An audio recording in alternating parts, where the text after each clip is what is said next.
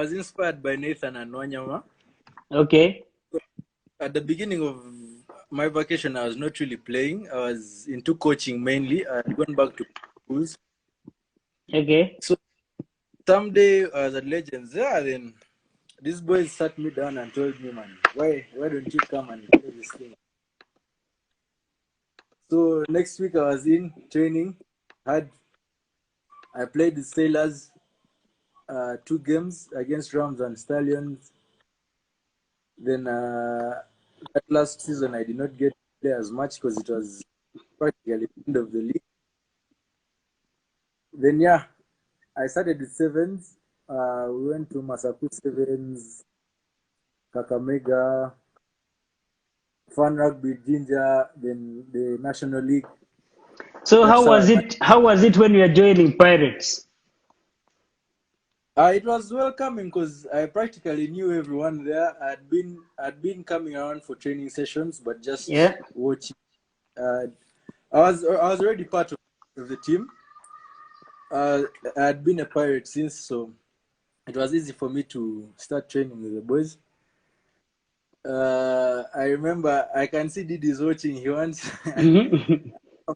training session 15s. That Didi man concussed me. That is a story for Twitter now. It's very proud, Uh-huh. but these are things that I would wish they could come to pass again. But all those things are the ones that taught me. But mainly, the question you asked me about how I got that Minister of Defense title is Mhm. it's because of my size.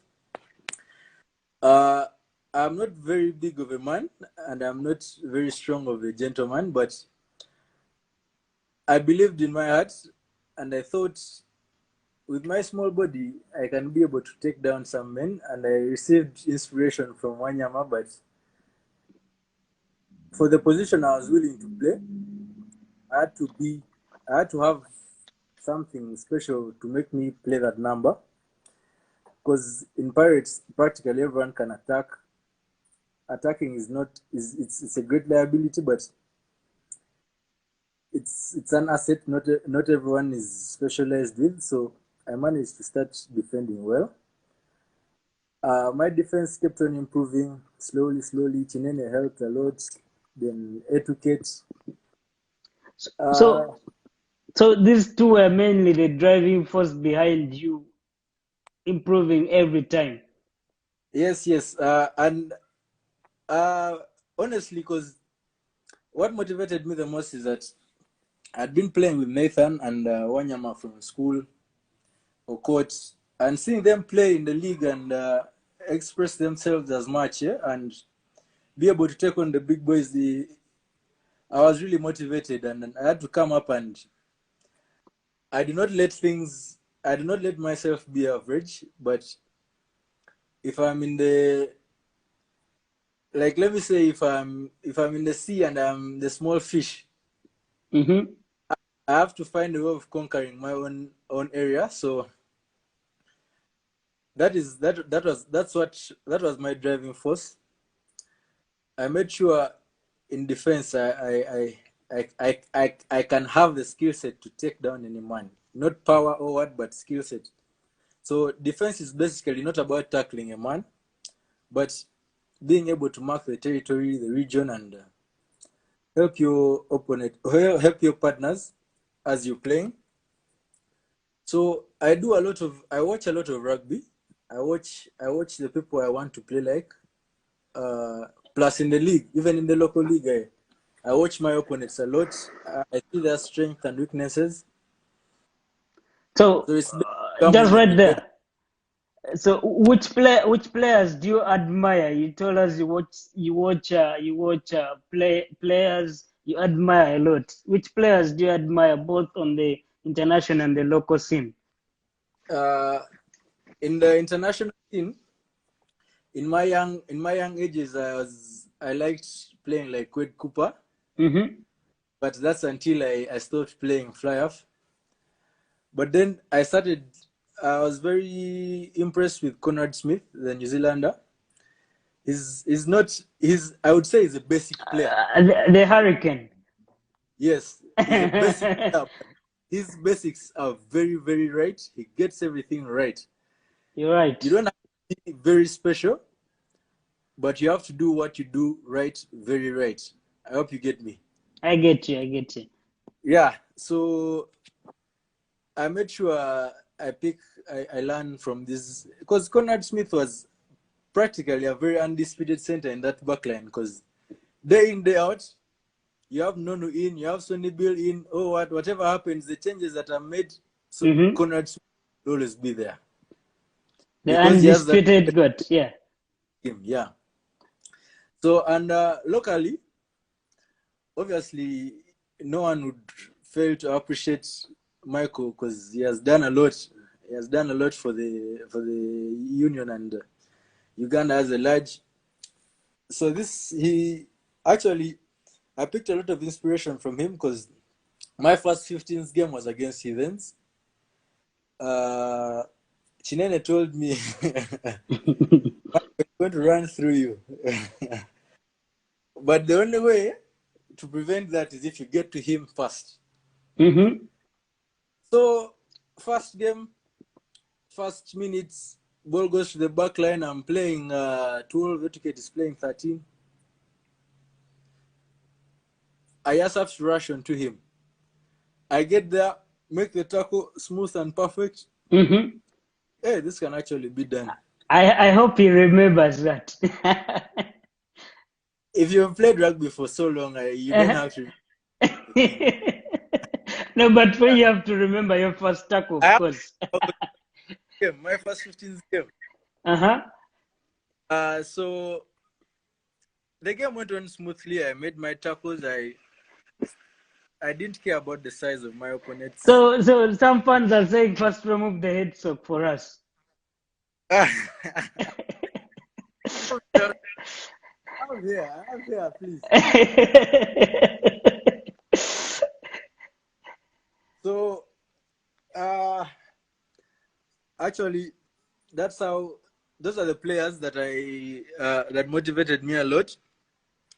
There was also Oscar of Cobbs by that time, but basically that's it. So I managed to learn that I would make defense part of my set. So I continued improving, practicing, because practice makes perfect, honestly. Whenever in training, I'd make sure those simple basics you do in attack and defense, you get them right. And that emulated in all the games. And it helped a lot, as you can see till now. Yeah, I can get you. So, like, okay, now we're going on to this part. I think which our fans will be most interested in.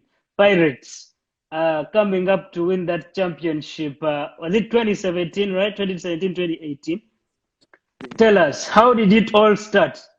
How did the young boys build up to that championship season? It's a long story. We Mm-hmm. started with it started in that 2014 season. You know, Pirates almost faced relegation in that season, eh? And the only way Pirates had to survive relegation was the last game was Buffaloes. We had lost to Buffaloes first leg, but second leg we had to beat Buffaloes 40 points and above without conceding, eh? To stay in the league. Mm-hmm. And shockingly, guys came on and did it. 47-3, is it? 47-3, final score. Against Pirates. Buffaloes. Yeah. That season we stopped, we finished, I think, number 6 or 7. There was number 7. There were Mm-hmm. eight by then, eh? Mm-hmm. Yeah, so the next season, because we really used to play, but it was tough, man. Tough. Some days we had less numbers on pitch. We didn't have as much morale at that time. But we noticed there were some old chaps and the young chaps, but we were not collusive. Eh? We were not syncing together. Eh? So, who was captain by then? At Etiquette? that time, no. there was, I think after Jemba there was Egeru. Egeru, yeah. Yeah. So at that point, we're like, we cannot really depend on the people who are not in this thing to fight till the end. We're like, we the young chaps can take on this thing. We can do whatever it takes, and because there's nothing very serious about the league. Like, as long as you're committed, Did he you have say the you even had no subs? we had no subs, honestly. We started around 14 people at some point. It wasn't that bad, but at some point there was a bit of disorganization, but we managed to hold us is together. that the season where Ivan was contemplating on doing other things besides rugby? Yeah, that's that season of relegation. But then we managed to pull ourselves together, because even those trips we took to Machakos, Kakamega, they helped a lot in our bonding. I remember seeing some guy called I know Edmond being killed by Samoan. It's not an easy joke, but so in these trips we go second, because that's in East Africa. It's probably the biggest stage you can play on right now. Because at that time, when we went for Masaku Sevens, we had 3 international teams in our group. An English team called Cheers Metasaba. There was I think there was a team from, is it South Africa or? But there are many teams, but that team is the one I remember really punished us. At that time, Boskut was still in Cabras. They were in our group too. I remember our first game, we were baptized. It's an embarrassing score. I can't say it here, but we were baptized in Masaku there. So I know what happens to Kenya because I was there last year. Yeah. So, you know.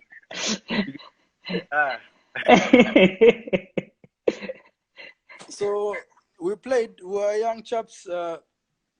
I still have those videos and pictures, but those are good memories. They taught us a lot. Because I remember after that trip, when we came back, 7 of the guys who we went with, of the 12-man squad, 7 of them committed their lives to gym. That was me, Ivan, Musa, Wanyama, Nathan. So all these things changed our rugby.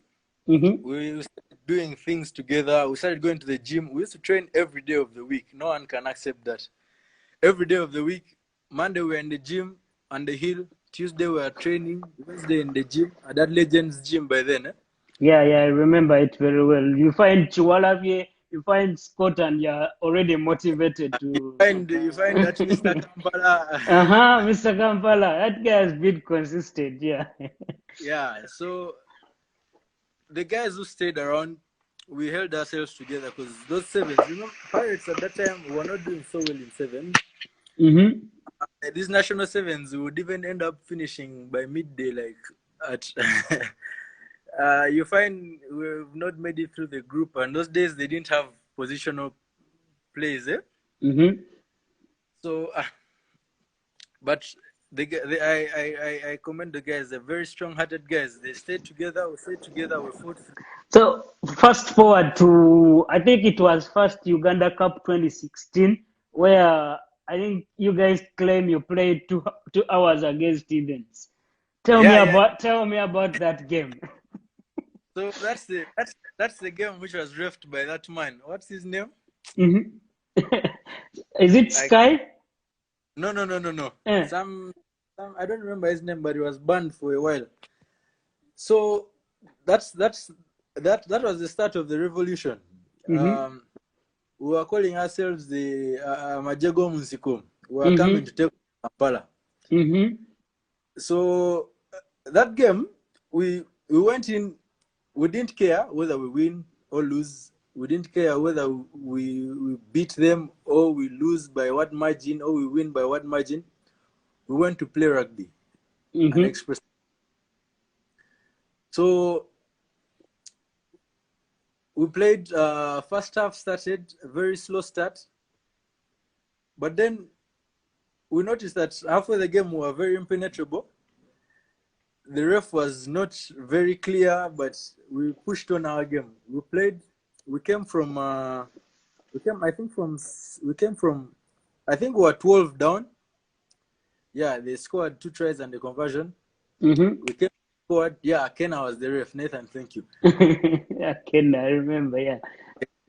So we scored this first try, second try. We leveled it up. We went ahead. The score was by 80 minutes. The score was 17-12. The game was in, but I don't know. Maybe we were on pitch, so we wouldn't see the clock really. So we played on. Fans are shouting time up, but the game went on. They equaled 17-17. I think went for extra time. I don't even remember, but there was a lot of Kavuyo then. But we played on until they scored the last try. Mm-hmm. And that was the end. But that time we were not really disappointed. Because we knew we had played our part. It was very visible. We shook their hands. We just went on and we were like, we shall do it the next time. The next season, Uganda Cup. This time we stopped semi-finals. The next season we stopped in the final. We lost legends, the Philip Chip when Woko scored. Yeah, I remember it. On last play again. It was a good contest. So all those games kept on building belief in the guys. We kept on trusting each other, trusting the system. The system really works. I remember by then one of your hardest opponents was Rhinos, because even Rhinos was being bankrolled and everything. Rhinos, we always had very close scores, 10-8. 3-0. We played the game and had 10 minutes of defense on our try line. Very tough. So, but fast forward to that championship season. Tell us what came into you guys, and you're like, this is our season. We have to win it. Because honestly, all these games we kept on coming from down, winning, putting up very big shows against the big boys. It taught us a lot, and the truth is, Chinene had built a very strong system. He had instilled camaraderie amongst all of us. So each and everyone's strength and weakness, and we would build on each other, would improve on each other, would play great rugby, very great rugby. But then, so when Chinene left and Bobby came in, Bobby is the mindset guy. He's the sharp guy. So we had the belief, we had the attitude. So now Bobby put in the gameplay, the structures, playing in the right places, and having the right decisions at the right times. All we lacked at that point. So when Bobby came in, we got more organized, more motivated. He did not really change much, but he let everyone play to their strengths. So we went on playing. We that season we played a game by a game. We did not look at the whole league. We just played each game as it came. We played every team differently, different approach. So, what was your best game in that season? And whom did you enjoy beating? Of course, I think there were 2 games. We lost one game that season. We lost one game that season. Mongas gave us a walkover. Then I think we lost to Heathens one leg. I think I don't. Don't lie to us. We shall check the records. Yeah. we lost 1 or 2 games that season. We beat Cobzom and away. We beat Heathens away, I think. Then I think okay, we played those games that were very good, but our best game, the best rugby we played was against Ginger Hippos, a new team. We beat them 7-0. 107. Yeah, 107. I think on 3 or Mm-hmm. but we were playing very fluid rugby that season. It was, but of course, okay, minus Cobs. It always feels good to beat Cobs and Heathens. Yeah. So, but after that 107 win, because Mm-hmm. actually Cobs was playing Impis that weekend, but on Friday, Mm-hmm. Cobs beat Impis, so 196, 90 something, 92. So the next day, man, we were playing halfway. We were Impis ready. has suffered also. We were not ready. Can really put on 100 on this case. And Mm-hmm. we put on 107. It was the record score for, I think, the last 3 or 4 years. Mm-hmm. But then our title decider was against Cobs. Cobs, I think 3 games to the end. After it was Rhinos and Cobs. Rhinos was a Mm-hmm. very strong that season too. I Because remember they Rhinos, finished. I remember they finished third, I think. yeah. So Rhinos, we had to beat Rhinos because Rhinos was number 2 at that point. Mm-hmm. We had to beat Rhinos to put them out of our reach, and would have won the league. So we beat Rhinos. I don't remember the score. It must have been like 13-8. It was a close score. Mm-hmm. I don't remember which league it was, but that season I would say Rhinos were a very strong team. So we beat Rhinos and Cobs. Those were our next 2 games, eh? Was And that the game where Odong Marvin was stretched to his limits? Where the gap closed between between Scott and Matayo.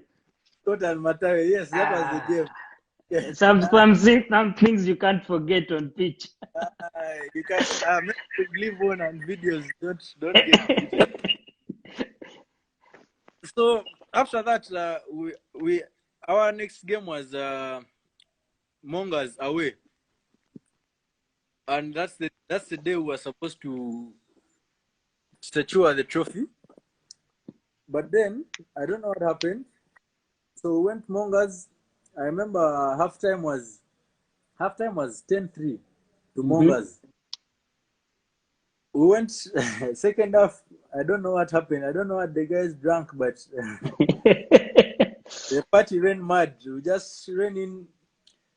I think, okay, the final score was 49-10, and the game didn't end. The ref had to finish the game because people were fighting. Mhm. I remember we didn't even warm down. We just, as we were off the pitch, we just ran straight into the bus and left. But the title was decided in Ginger. We played Ginger in Ginger. That's when we were declared champions. I think Cobs was playing Heathens that day, and I don't know what the score was, but that's the day we became champions, and we managed to win our treble. A very interesting season, no one will ever forget, and we hope we can Who live was to. the captain that season? Ivan Mabo. Ivan, Yeah, the treble-winning captain. treble So, winning cup. what has happened between now and then? Because now we see Pirates is firing hot and cold. What is not happening? Um, it's a transition every team has to go through. When you've been to Mhm. the top, the hardest thing that Because bring it. we believe Pirates had a young team, and we thought you guys were going to dominate the league for like maybe 5 to 10 years. Yes, it's a young team, but you Mm-hmm. have to understand all these are students. Most of them are just finishing campus. Most of them, so we're always getting affected at the point when probably guys are doing exams, or people like, life has to hit you when you're done with campus. Mm-hmm. Rugby, the truth is, rugby in Uganda is you cannot live off it, which those issues are for the generals to address. But rugby is not professional, so you cannot say you're going to play rugby for a lifetime. So, Mm-hmm. education comes first. Yeah. After education, you have to live. You have to work out what is going to finance your life. People get jobs, people start working up country stuff. So that's exactly what happened. People lived in that. Guys got jobs. Most people were like, Baron was working up country, Musa up country, Ivan was in So LDC Mbarara. yeah. Uh, so many people didn't have a lot of time, but all that has to happen, and the club has to move on. So that is the transition we've been going through. You've managed to see the breakthrough of stars like Nkore, Balagade, Desire, all Mm-hmm. that. But So Desire has been a star from. He's going to yeah, Desire complain here. is a youngster. He's a very He's hardworking still man. a youngster. So He's a tell us, hardworking man. as the national team collapse been played a part in some of your recent struggles and everything. Yes, exactly. Because everyone was really going for the national team. His rugby has changed. I've not seen any individual who hasn't stepped up, or unless they're not accountable for themselves. But it teaches you a lot, because you're playing in the same environment with the people you're going to play against each and every other time.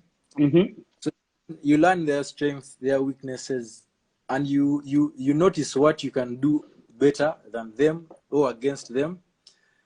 Then you also understand that this rugby is not played by supermen. All of Okay. us, all of us have weaknesses. All of us have strengths. But then, what do you do? What do you do as an individual to make yourself get to that level? So that's what the national team gives you. It gives you the platform. It does not teach you this and that. It gives you the platform to get to that level. Uh, the collapse. I think you see all the guys in Pirates who have been called up.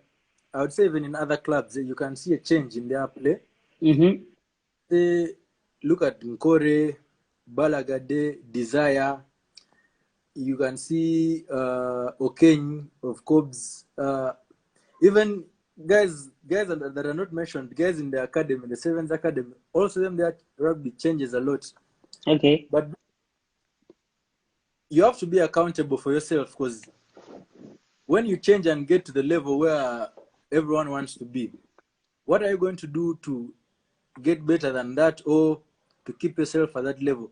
That is the accountability each player has to have for himself, because you cannot get that platform of the national team and then you don't really change yourself as an individual, because it is a stepping stone for each and every person. I So see. the national team collapse have been very, very key to our building in this regime of ours. Yeah. So before we take to the next step, which is you telling us about the seven setup, the collapse, and everything. I'm going to take a few questions from the fans because I've been itching to have some questions answered I by can you. questions. Yeah, you can just scroll through and answer a few questions before you go to the next phase. Yeah, so let me see. Banis is asking, yeah, even me, my collab helped a lot in my building. It's not that I didn't mention it. I'm already an example. Mhm. I did not say I did not. so, so someone asked, do you guys share what you learned from national team training to your teammates, like just to better your team? Yeah, it's a must, because what you learn, what you carry, you don't want your team to lag behind because you're not giving them the right the As right instruction. some people asking you to remove the headsock, you're tightening it. Ah, first, I'm just I'm from right here. So someone asked what if we share with the rest what we get from the national team. Yes, we share with each and everyone. You can give advice to your fellow teammates. I think everyone does it in all the clubs. It helps a lot with other individuals who are not accorded the chance to get a call up. Yeah? Okay. Let me see another question.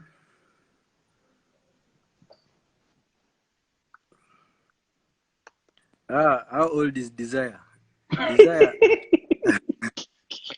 Desire is a young man. He's 20. Desire, tell them your age, please. Desire is 21, 22. Desire is like 2023, I think. Yeah, so someone said, how do you balance rugby and life to survive?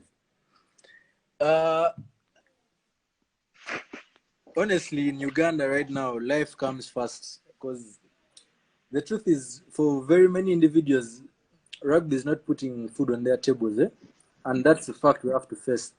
So, what happens to most players is you have seen many players at their prime when they're playing a very serious rugby of their lives, but then the fact of life checks in. Like you need to survive, and rugby is not enabling you to survive. So when most players get opportunities to make money on the side or to get serious jobs, those jobs are demanding. If you manage to get a job which is flexible and you can play and Oh, work at the wait. Desire played under 20 last year, so that means he's still 20. yeah, yeah, I'd forgotten about that. yeah. Desire is Gonya's age. Ah, So Havana, but I was saying when most players get the opportunity to get jobs, and it's a fact check of life. So most people take the survival. It's number one instinct of a human being is survival. You have to survive. So if you're not surviving with rugby, it's our passion, it's our love. Everyone loves it, but you have to get food for the babies when you get them. You have to get food for yourself. I know So what that you're talking about there. yeah, that's what happens does, and that fact cannot change until maybe commercialization of the sport has kicked in or professionalism. But for now, that's a fact we have to face. Yeah. Let me check for the next So question. I think before we answer all the questions, because most questions are going towards the topic we're going to, which is you representing Uganda in the Africa Cup, in going to Chile for the repechage and all those things. So talk about sevens. How did it feel when you got that first call up, joining the superstars, Philip, Michael, and everybody? To be honest, I was I was not. I didn't. The first time I really got a call up, I didn't expect it. I knew I was playing well, but I didn't think I was within the skill set of the coach. But when I got it, I told myself one thing, and some other players who told me is it's one shot, one opportunity, one chance. Either take it or leave it. You are accorded that chance. You need to impress. So I took my chance with two hands. I managed to impress the coach, and that's what helped me stay in the team. But I was very excited when I got the call up. Our first tournament was I think Safari. No, it was Christy Sevens 2018, 2018, Mm-hmm. 2017. Christy Sevens went Mm-hmm. emerging. The team had Adrian Casito, Ian Munyani, Byron Oketayot, Chisiga Timothy. So there was me, there was Buju, there was Innocent, Gokto. There was some ginger boy called Ochen Jacob. So we were the new guys, and plus Aruna, plus Amit. We were the new guys on the scene. And the next tournament that was upcoming was Africa Cup, Africa Sevens in Tunisia. So I think that was supposed to be a scouting chance for the coach. So we went to Nairobi. We played our hearts out. Day one, we went unbeaten, shockingly. We had Harlequins, we had Impala, and some other team. I don't remember. But we had the Queens. Just do for us a summary. Yeah, so we played well. The coach was impressed. I made the team for Africa Sevens plus Bruna and Ian. How did it feel? Like everybody was like Massa, like very many people didn't know you outside Pirates. Like some people really doubted, like, can this team go and make us proud? And I know you know it, right? Yes, I know it. I know it. So what happened is what helped a lot was the players who are in the team by that time. All those guys were welcoming, and those guys are actually, they help you. They advise you what to do and where to do right and wrong, to correct your wrongs, and that helped a lot. So being named on the squad, I know if it's your first time on the big stage, there are many doubts. There are many people who are seeing you for the first time, but if your mindset is in check, if you're determined to do what you want to do, you just have to go there and express yourself. And that's what I did. I didn't get to play so much on day one. I was coming on as a sub. So day two, I think Okia got injured. Then that's when I got my chance to play. And I took my chance with two hands. It has never been a bad choice I made since that day then. Yeah, I remember, was it in the finals, that last tackle, some tackle you made, and everybody at Legends stood up, and that is when the word Ministry of Defense came to everybody's mind. How do you remember that final very well? Against which team was that? It was against, is it Zimbabwe? We were playing Zimbabwe? Yeah, Zimbabwe beat us in Yeah. the finals. Yeah, when we were playing Zimbabwe, I think. Yeah, when they beat us. That's one of the best games I played that day. Those Zim chaps, they play close contact. So for someone like me who likes tackling and defending, that was to my advantage. So all I had to do was put my shoulder in there. They come at you once, twice, but you don't have to crack. You have to stay strong. So we attacked. I think that time I scored in the corner, the first try, I think. Then the second try, I assisted Michael, I think. Yeah, those guys came from behind and took the game from us, but it was a good game. It was because after that game, we were really depressed because we had lost, but as my first tournament, I was really impressed. I hoped I had made my teammates proud, and all of them were proud of me after that. So, which motivated me a lot to keep going for the rest of the tournaments. Yeah. So fast forward to when you guys, you're an African champ, right?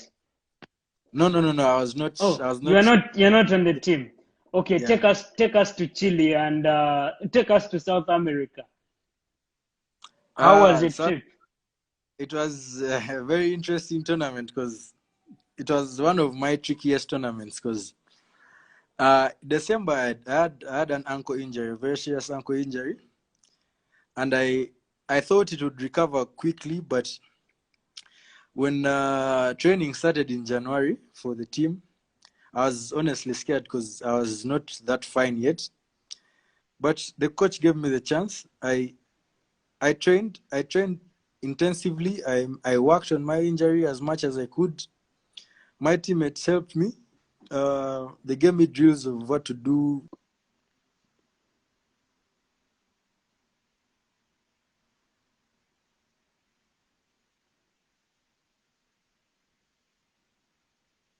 In shape for the trip.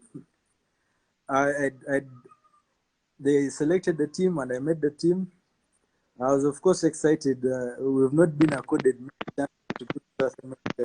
So yeah, we went Chile first. We had a very good tournament. We had a very Hmm. great tournament with very good rugby, but of course, I think as it was, I think for most of us it was our first time to play back-to-back tournaments. So Yeah, yeah, it yeah. was a bit of a challenge, but we had senior players who are very they know the Bucodios for doing these things. So we went in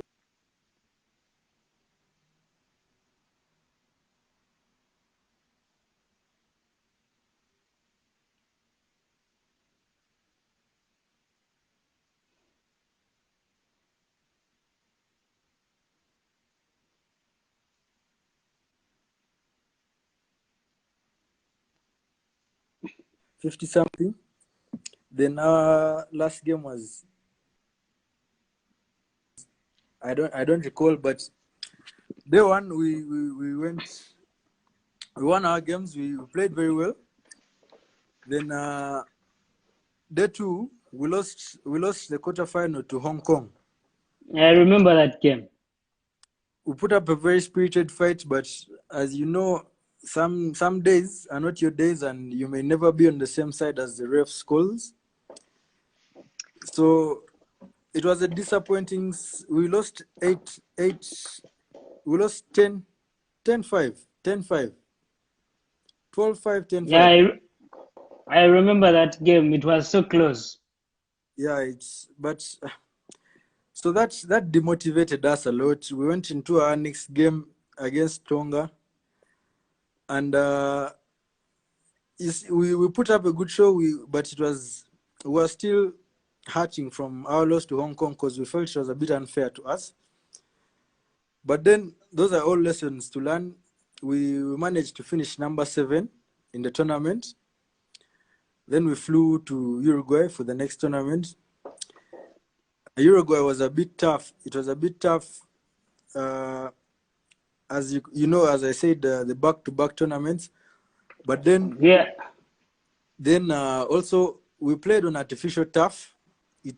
Artificial turf it's not good for the skin, and most of us, us Ugandans, we are Mbwankapa. We are Mm-hmm. local breeds. Our skin can crack on that artificial turf. So bruises, we're all not ready for that, but plus it was a bit hot. Though I know the weather the was not weather, on your side. so we lost to Jamaica, we lost to Hong Kong, then we beat Paraguay again. So we went for 13th place, no, ninth place. But the two guys got their heads back into the game. We went unbeaten for all our 3 games that day. What happened to Casito? Because everybody was asking about Casito. What really happened to Casito in that tournament? Casito got injured. He got, when we were playing Paraguay, some guy fell on his ankle, so he was practically out of the whole tournament. Okay. So he didn't play he didn't play the second tournament. His ankle was very bad. But then we managed to a Hong Kong qualification. In overall we finished number 7, number 8. Number Yeah, 8, number 7. Number 7, yeah. So did I think 7. Yeah, we qualified for the repatriage Kong. and the Hong Kong and everything. So do you think this pandemic has halted you guys' progress, or it has given you a chance to regroup and get yourselves in better shape for the next tournament? This period is going to be a bit tricky. It has its advantages and disadvantages. The advantages are guys are people who are healing. They will be in shape for the next tournaments. But also the rest without playing, so it's like we go to 0. But as long as our mentor is up, we shall because it's general. Everyone is not playing, not like I rest are playing. So you're right. Yeah, we just have to regroup. The management has the plans for training and everything. I hope the rest are keeping themselves fit and healthy. But we shall be in whenever it is safe for us to travel and play. I believe we shall go and do what we're meant to do. Fight for that qualification. Yeah, okay. Now, outside rugby, who's Massa? Some people want to first listen to the pronunciation of your name, your full names. One eye. Okay, my name is Masanganzira Isaac Newton Chityo. Msaja waka waka. So there are 2 Isaacs. Or did I get that?